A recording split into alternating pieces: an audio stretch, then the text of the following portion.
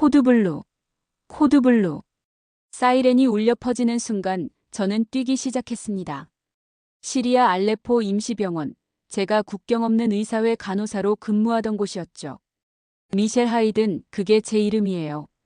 런던 출신이지만 이곳에서는 그런 게 중요하지 않았어요. 중요한 건 살리는 것뿐이었거든요. 응급실 문이 벌컥 열렸습니다. 8살 소녀가 들것 위에 누워 있었어요. 온몸에 화상을 입은 채로요. 맥박 없음. 의사가 외쳤죠. 저는 즉시 심폐소생술을 시작했습니다. 하나, 둘, 셋. 가슴을 누르는 제 손에서 땀이 뚝뚝 떨어졌어요. 그런데 바로 그때였습니다. 또 다른 폭격 소리가 울려 퍼지며 정전이 됐어요. 캄캄해진 병실에서 손전등 불빛만이 아이의 창백한 얼굴을 비췄죠. 저는 계속 가슴을 눌렀습니다. 사라져, 제발 사라져. 하지만 맥박은 점점 약해졌어요. 결국 그 아이는 제 품에서 차가워졌습니다. 제가 구하지 못한 수많은 생명 중 하나가 되어버렸죠. 그 순간 뭔가 제 안에서도 함께 죽어갔어요. 런던으로 돌아온 뒤 저는 완전히 망가졌습니다. 잠들 때마다 그 아이 얼굴이 떠올랐어요. 손을 씻어도 피냄새가 사라지지 않는 것 같았죠. 의사는 외상 후 스트레스 장애라고 했어요. 결국 의료 활동을 중단할 수밖에 없었습니다. 제가 정말 누군가를 구할 수 있을까요? 치료사에게 물었지만 답은 돌아오지 않았어요. 그저 시간이 해결해 줄 거라는 뻔한 말뿐이었죠. 하루하루가 무의미했습니다. 그러던 어느 날 우연히 텔레비전에서 한 다큐멘터리를 봤어요. 한국의 메르스 대응을 다룬 프로그램이었습니다. 화면 속에서 한국 간호사들이 완벽한 방호복을 입고 환자를 돌보고 있었어요. 체계적인 격리시설, 신속한 역학조사, 무엇보다 의료진들의 차분하면서도 헌신적인 모습이 저를 사로잡았죠. 특히 한 간호사가 환자 가족에게 하는 말이 가슴에 와닿았어요. 걱정하지 마세요. 저희가 끝까지 함께할게요. 그 말에서 제가 잃어버린 것을 발견했습니다. 바로 희망이었어요. 저도 다시 그런 말을 할 수 있는 간호사가 되고 싶었어요. 인터넷을 뒤져서 한국 의료 시스템에 대해 찾아봤습니다. 놀라웠어요. 전 국민 건강보험, 세계적 수준의 응급의료 체계, 그리고 감염병 대응 능력까지. 이런 시스템에서 일해보고 싶다는 생각이 간절해졌죠. 마침 세계보건기구에서 한국과 공동으로 진행하는 재난간호인력 초청 프로그램 공고를 발견했어요. 망설임 없이 지원서를 작성했습니다. 면접 날 한국 의료진이 화상으로 참여했어요. 왜 한국을 선택했나요?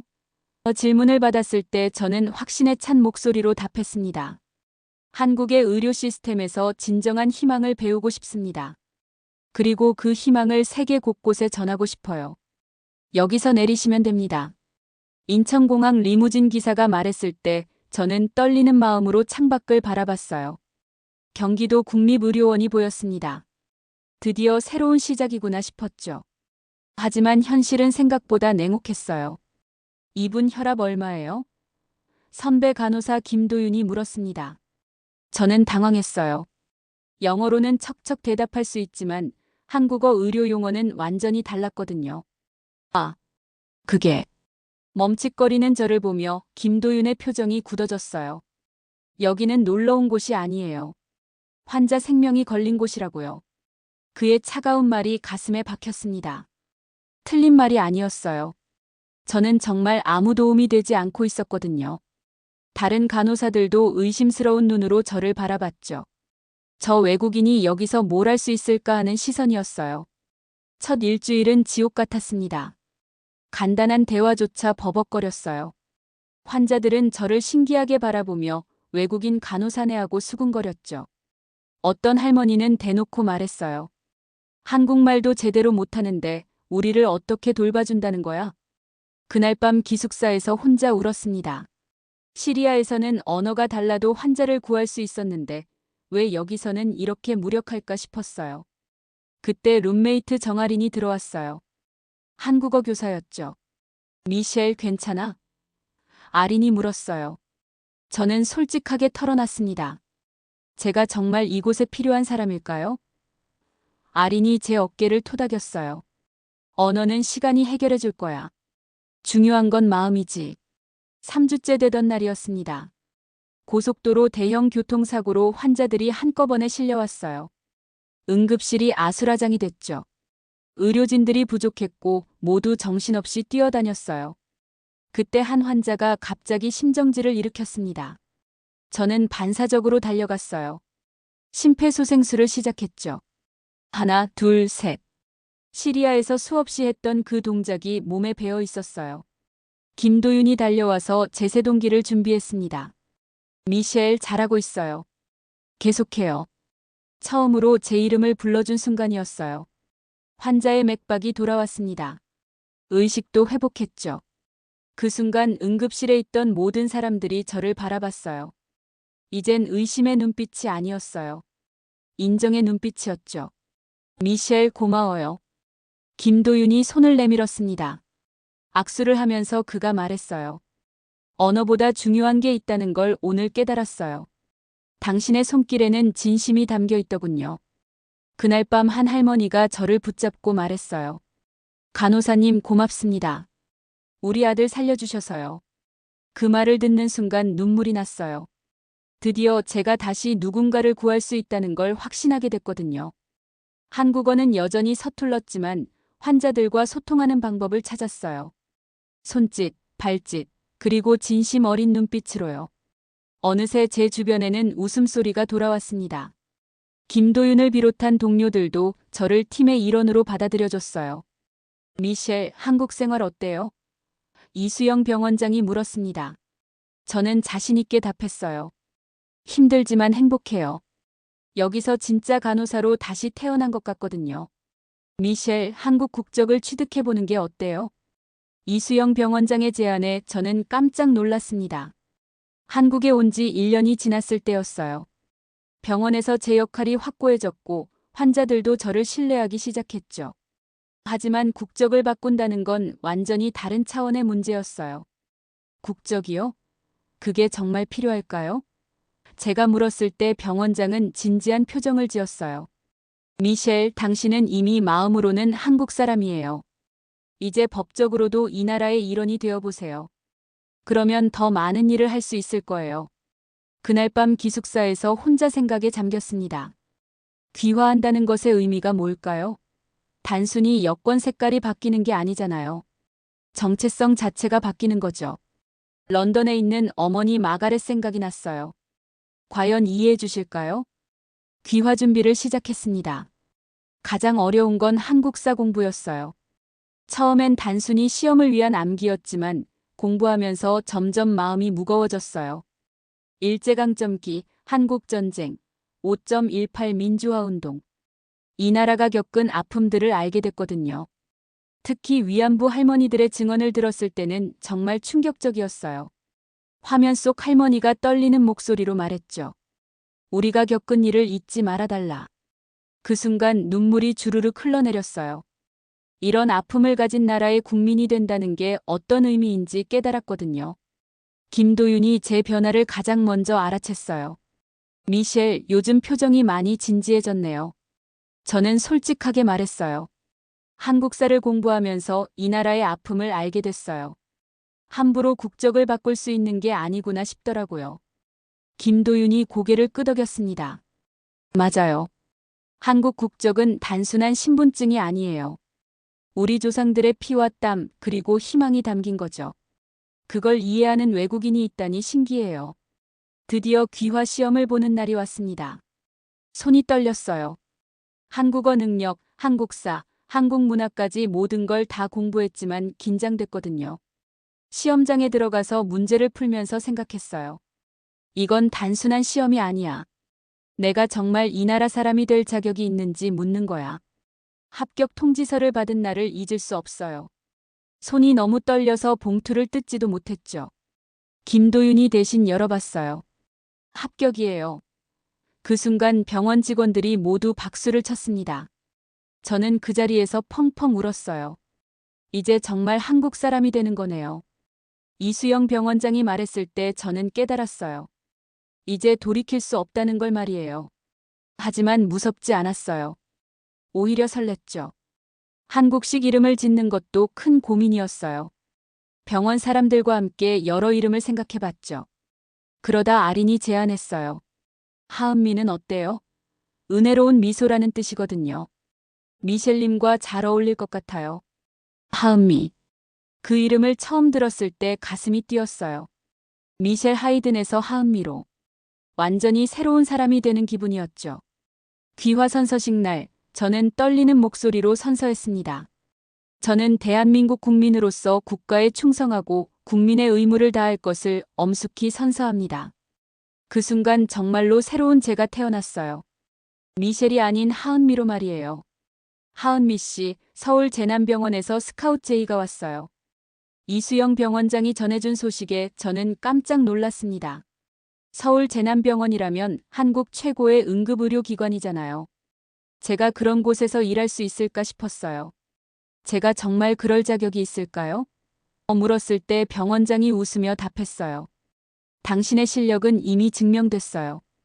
특히 다국적 환자 대응 능력은 서울에서 꼭 필요한 인재죠. 서울로 올라가는 것이 쉽지 않았어요. 경기도에서 함께 일했던 동료들과 헤어지는 것도 아쉬웠고 더 큰 병원에서 과연 잘해낼 수 있을지 걱정됐거든요. 하지만 김도윤이 등을 떠밀어줬어요. 하은미, 더 큰 무대에서 활약할 때가 됐어요. 여기서 배운 걸 더 많은 사람들에게 나눠주세요. 서울 재난병원 첫 출근 날이었습니다. 규모부터가 압도적이었어요. 최첨단 의료 장비들과 체계적인 시스템, 그리고 전문성 넘치는 의료진들까지. 저는 과연 여기 어울릴 수 있을까 싶었죠. 하은미 간호사님이시죠? 반갑습니다. 응급의학과 과장이 인사했어요. 소문 많이 들었어요. 국경 없는 의사회 출신의 한국 귀화까지. 정말 특별한 이력이네요. 첫 업무는 생각보다 순조로웠어요. 그런데 일주일 후 큰 사건이 터졌습니다. 지하철 2호선에서 대형 추돌 사고가 난 거예요.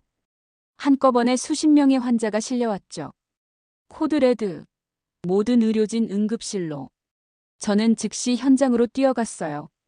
그런데 환자 중에 외국인 관광객들이 많았어요. 영어, 중국어, 일본어가 뒤섞여 들렸죠. 다른 의료진들이 의사소통에 어려움을 겪고 있었어요. 저는 즉시 나섰습니다. 환자들을 진정시키고 상황을 설명했어요. 저는 여기 간호사입니다. 진정하세요. 저희가 잘 돌봐드릴게요. 환자들의 표정이 한결 안정됐죠. 특히 기억에 남는 환자가 있었어요. 미국인 관광객인데 다리가 심하게 부러진 상태였거든요. 공포에 질려서 계속 소리를 지르고 있었어요. 저는 그의 손을 잡고 차분히 말했습니다. 걱정하지 마세요. 저도 한때는 당신처럼 낯선 땅의 외국인이었어요. 하지만 한국이 저를 구해줬고 저희가 당신도 구해드릴게요. 그 말에 환자가 진정됐어요. 수술도 성공적으로 끝났죠. 며칠 후 그 환자가 퇴원하면서 제게 말했어요. 당신 같은 간호사가 있어서 한국이 더욱 특별한 나라인 것 같아요. 이 일이 언론에 알려졌습니다. 한 기자가 인터뷰를 요청했어요. 귀화한 외국인 간호사가 외국인 환자를 구했다는 스토리가 화제라며 취재하고 싶다고 했죠. 굳이 그럴 필요가 있을까요? 제가 말했지만 병원에서는 긍정적으로 봤어요. 하은미 씨의 스토리가 한국 의료의 국제적 위상을 보여주는 좋은 사례가 될 것 같아요. 인터뷰에서 기자가 물었습니다. 한국 의료 시스템의 어떤 점이 가장 인상적이었나요? 저는 확신에 차서 답했어요. 체계성과 따뜻함이 공존한다는 점이에요. 첨단 기술과 인간적인 돌봄이 함께 있죠. 이건 제가 세계 여러 나라에서 일해봤지만 한국에서만 경험한 거예요. 기사가 나간 후 반응이 뜨거웠어요. 특히 외국 언론에서도 관심을 보였죠. 영국 방송에서 연락이 왔어요. 한국의 의료 시스템에 대해 다큐멘터리를 제작하고 싶다면서 제게 출연을 요청했어요. 촬영 당일 카메라 앞에서 저는 솔직하게 말했습니다. 한국의 의료 시스템은 단순히 기술적으로 뛰어난 것이 아니에요. 모든 환자를 가족처럼 대하는 마음이 있어요. 그래서 외국인인 저도 이곳에서 진정한 의료인이 될 수 있었죠. 다큐멘터리가 방영된 후 세계보건기구에서 연락이 왔습니다. 하은미 씨의 경험을 바탕으로 국제의료협력 프로젝트에 참여해달라는 제안이었어요. 새로운 기회의 문이 열리고 있었죠. 하은미 씨 세계보건기구 프로젝트로 인도 출장을 가게 됐어요. 상급자의 말에 저는 가슴이 두근거렸습니다. 한국 의료진으로서 첫 해외 출장이었거든요.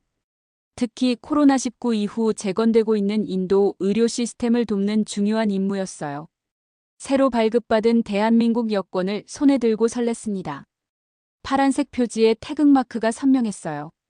이제 정말 한국 사람이구나 싶었죠. 공항에서 출국 심사를 받을 때도 자랑스러웠어요. 뉴델리 공항에 도착했을 때까지는 모든 게 순조로웠습니다. 그런데 입국 심사대에서 문제가 생겼어요. 심사관이 제 여권을 보더니 이상한 표정을 지었어요. 이거 진짜 여권 맞나요? 심사관의 말에 저는 당황했습니다. 네, 물론이죠. 대한민국에서 정식으로 발급받은 여권이에요. 그런데 심사관은 계속 의심스러운 눈으로 저를 바라봤어요. 한국 사람이 이렇게 생겼다고요? 이름도 한국 이름인데 얼굴은 완전 서양인이잖아요. 이거 위조 아니에요? 제 마음이 철렁했습니다. 외모 때문에 제 국적을 의심받는 상황이었어요. 저는 한국으로 귀화한 사람이에요. 여기 귀화 증명서도 있고요. 서류를 보여줬지만 심사관은 고개를 저었어요. 이런 경우는 처음 봐요. 확인이 필요하겠어요. 결국 저는 별도 심사실로 끌려갔습니다. 차가운 의자에 앉아 기다리는 동안 마음이 복잡했어요. 분명 합법적인 절차를 거쳐 한국 국민이 됐는데 왜 이런 일을 당해야 하는 걸까요? 시간이 흘러도 해결되지 않았어요. 담당 경찰관이 와서 말했죠. 여권 위조 의심으로 조사가 필요합니다. 며칠 더 걸릴 수 있어요. 그 말에 정말 절망적이었어요. 세계보건기구 프로젝트 팀에서 연락이 왔어요. 하은미 씨, 어디에 있어요? 회의가 시작됐는데요. 상황을 설명했더니 팀장이 당황했어요. 그런 일이 있을 수 있나요? 우리가 뭔가 도울 방법이 있을까요? 그날 밤 유치장 같은 곳에서 잠을 청해야 했어요. 딱딱한 침대에 누워서 생각했죠. 내가 선택한 한국 국적이 정말 의미가 있는 건가? 외모 때문에 인정받지 못한다면 아무 소용없는 거 아닌가 싶었어요. 다음 날 아침 인도 경찰이 한국 대사관에 확인 전화를 했대요. 그런데 문제는 시차와 절차였어요. 한국에서 확인해 주려면 시간이 걸린다는 거였죠. 언제까지 기다려야 하나요? 제가 물었을 때 경찰관이 어깨를 으쓱했어요. 며칠은 걸릴 거예요. 인내심을 가지세요. 그 순간 정말 절망적이었습니다. 이렇게 멀리 떨어진 곳에서 혼자 갇혀 있으니 무력감이 들었어요. 한국 국민이라고 당당하게 말했지만 누구도 믿어주지 않았죠. 저녁 무렵 갑자기 소란이 일었어요. 경찰서에 한국 사람들이 들어왔어요. 정장을 입은 남성이 저에게 다가왔죠. 하은미 씨죠? 저는 주인도 한국 대사관의 이정훈 영사입니다. 그 순간 눈물이 터져 나왔어요. 드디어 저를 구하러 온 사람이 나타난 거였어요. 이정훈 영사는 단호한 목소리로 인도 경찰에게 말했어요. 이분은 대한민국 정식 국민입니다. 부당하게 구금한 것에 대해 사과하고 즉시 석방하세요. 영사의 위험 있는 목소리에 인도 경찰들이 당황했어요. 하지만 담당 경찰관은 여전히 고집을 부렸죠. 하지만 외모가 한국인과 너무 달라서요. 정말 확실한 건가요? 그때 이정훈 영사가 서류 뭉치를 꺼냈습니다. 여기 한국 외교부에서 발급한 공식 확인서와 귀화증명서 원본이 있어요. 더 이상 의심할 여지가 없습니다. 또한 영사는 차분하면서도 단호하게 말했어요. 대한민국은 자국민을 보호할 의무가 있고 그 의무를 다하는 나라입니다. 이분에 대한 부당한 대우는 두 나라 관계에도 영향을 줄 수 있어요. 인도 경찰서장이 나타났습니다. 상황을 파악한 서장은 즉시 사과했어요. 죄송합니다. 저희가 너무 성급했네요. 바로 석방 조치하겠습니다. 드디어 자유의 몸이 됐을 때 저는 이정훈 영사에게 깊이 고개를 숙였어요. 정말 고맙습니다. 어떻게 이렇게 빨리 오실 수 있었나요? 영사가 미소를 지으며 답했습니다.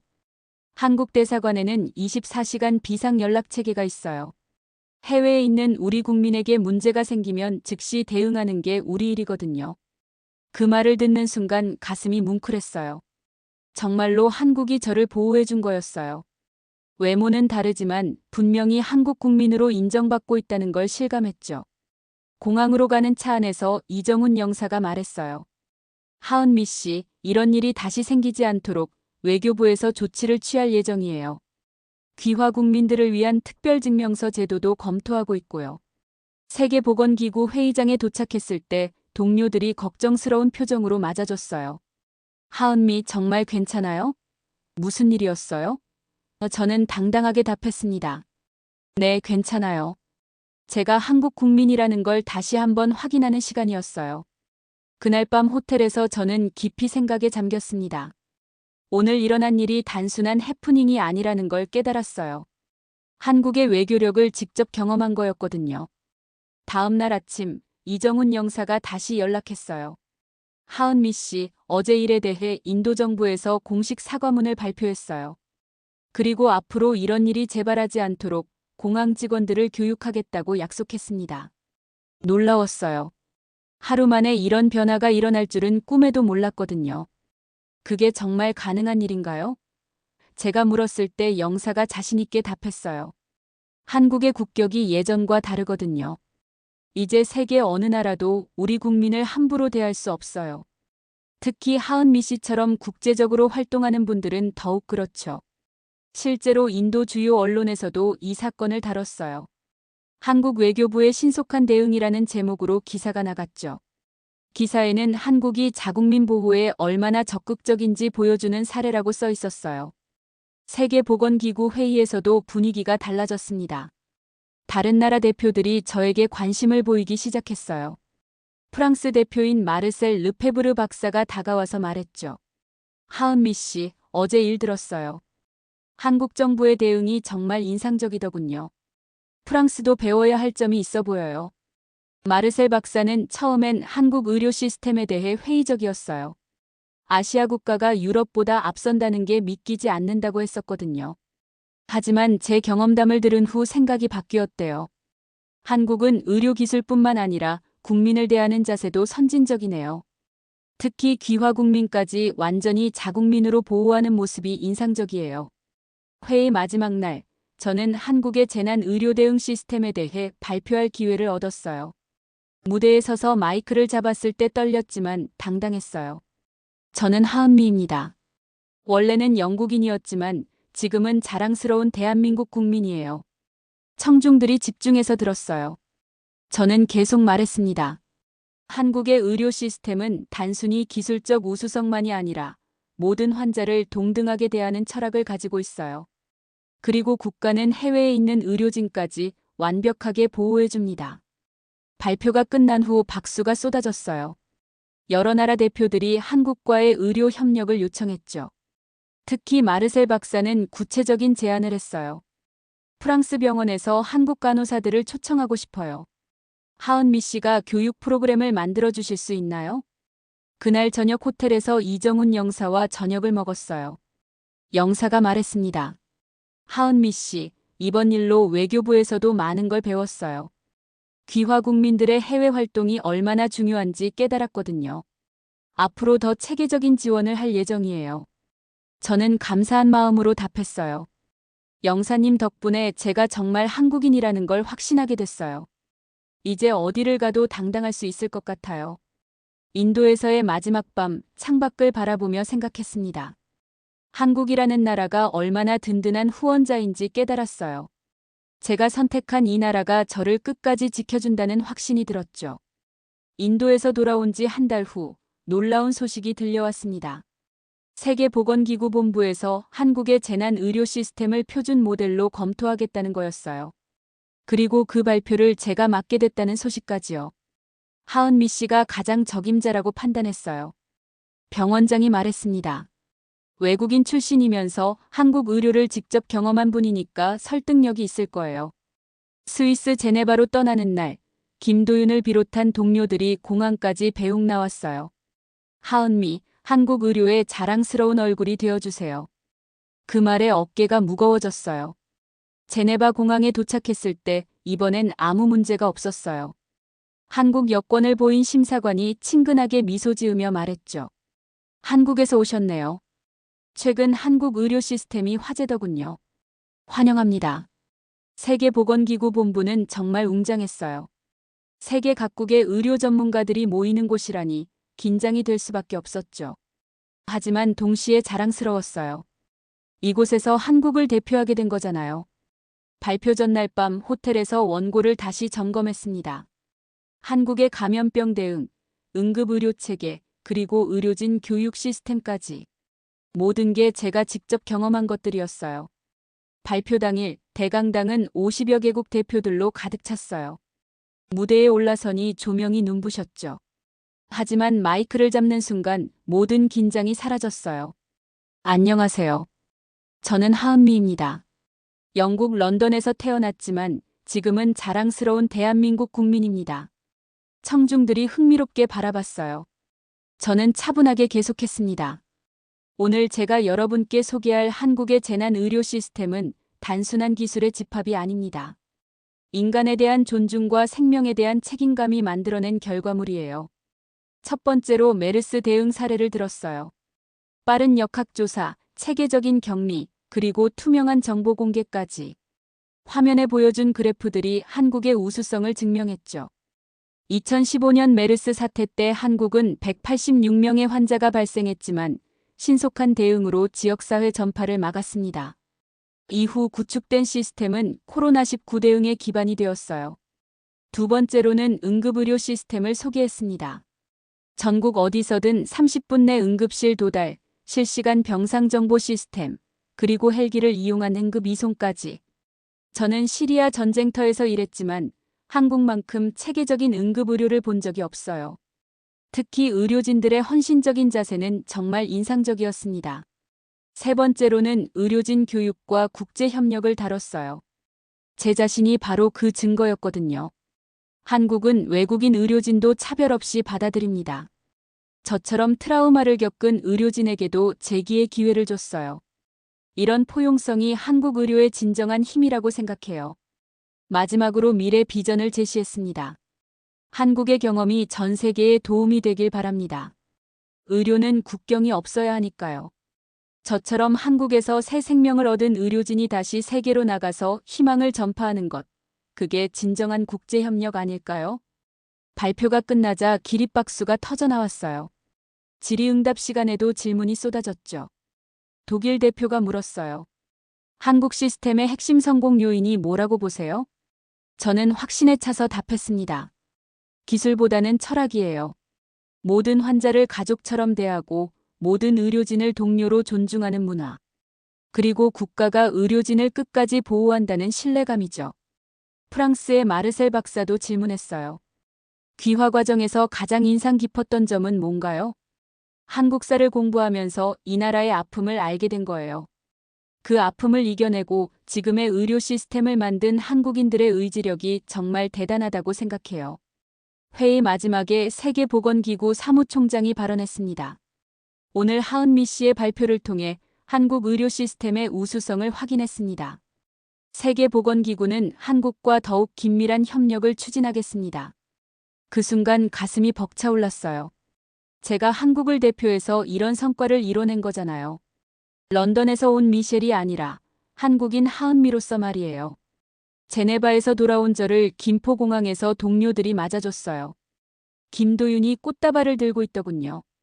하은미 정말 고생했어요. 뉴스 봤는데 대단하던데요. 제가 한 게 아니라 한국 의료 시스템이 훌륭한 거죠. 겸손하게 답했지만 속으로는 뿌듯했어요. 정말 의미 있는 일을 해낸 것 같았거든요. 병원으로 돌아가는 길에 문자가 왔어요. 보건복지부에서였죠. 하은미 씨께 자문관 제의를 드리고 싶습니다. 시간 되실 때 연락 주세요. 자문관이요? 김도윤이 놀라며 물었어요. 대단한데요? 정부에서 인정받는 거잖아요. 며칠 후 정부청사에서 면담이 있었어요. 보건복지부 차관이 직접 만나주셨죠. 하은미 씨의 경험이 우리나라 의료 국제화에 큰 도움이 될 것 같아요. 귀화 국민으로서 한국 의료를 알리는 역할을 해주시길 바랍니다. 자문관직을 수락했습니다. 주요 업무는 외국인 의료진 교육 프로그램 개발과 국제 의료 협력 업무였어요. 제가 겪었던 어려움을 다른 외국인들이 겪지 않도록 돕는 일이었죠. 첫 번째 프로젝트는 외국인 간호사 멘토링 프로그램이었어요. 동남아시아에서 온 간호사들을 대상으로 한국어와 한국 의료 문화를 가르치는 거였죠. 여러분이 느끼는 어려움을 저도 다 겪어봤어요. 첫 수업에서 저는 솔직하게 말했습니다. 언어 장벽, 문화 차이, 때로는 편견까지. 하지만 포기하지 말아요. 한국은 여러분을 필요로 하는 나라거든요. 한 베트남 출신 간호사가 손을 들었어요. 선생님처럼 귀화도 고려해 볼 수 있을까요? 물론이죠. 하지만 귀화는 단순한 신분 변경이 아니에요. 이 나라의 역사와 문화를 진심으로 이해하고 받아들이는 거예요. 그럴 준비가 되면 언제든 도와드릴게요. 그런데 어느 날 놀라운 소식이 들려왔어요. 런던에 있는 어머니 마가렛이 한국에 오시겠다는 거였어요. 전화로 어머니가 말씀하셨죠. 미셸. 아니, 은미야. 엄마가 내가 어떤 삶을 살고 있는지 직접 보고 싶어. 그리고 내가 선택한 나라가 어떤 곳인지도 궁금하고. 어머니가 인천공항에 도착하는 날, 저는 떨리는 마음으로 마중을 나갔어요. 2년 만에 보는 어머니는 많이 늙어 보이셨지만 여전히 따뜻한 미소를 지으셨어요. 엄마. 달려가서 안겼을 때 어머니가 속삭였어요. 우리 딸 정말 많이 변했구나. 눈빛이 완전히 달라졌어. 어머니를 모시고 서울 곳곳을 구경시켜드렸어요. 경복궁, 남산타워, 그리고 제가 일하는 병원까지. 어머니는 모든 걸 신기해하셨어요. 특히 병원에서 제가 일하는 모습을 보신 어머니의 반응이 인상적이었어요. 환자들이 저를 하은미 선생님이라고 부르는 걸 들으셨거든요. 정말 신기해. 내가 완전히 이곳 사람이 된 것 같아. 어머니가 말씀하셨어요. 그리고 여기 사람들이 너를 정말 가족처럼 대하는구나. 저녁에 동료들과 함께 저녁 식사를 했어요. 김도윤이 어머니께 말했죠. 어머님, 하은미는 정말 자랑스러운 한국인이에요. 우리 병원의 보물 같은 존재거든요. 어머니가 제 손을 잡으시며 말씀하셨어요. 은미야, 엄마가 처음엔 내 선택을 이해할 수 없었어. 하지만 지금 보니 내가 옳았구나. 이곳이 정말 너의 집이구나.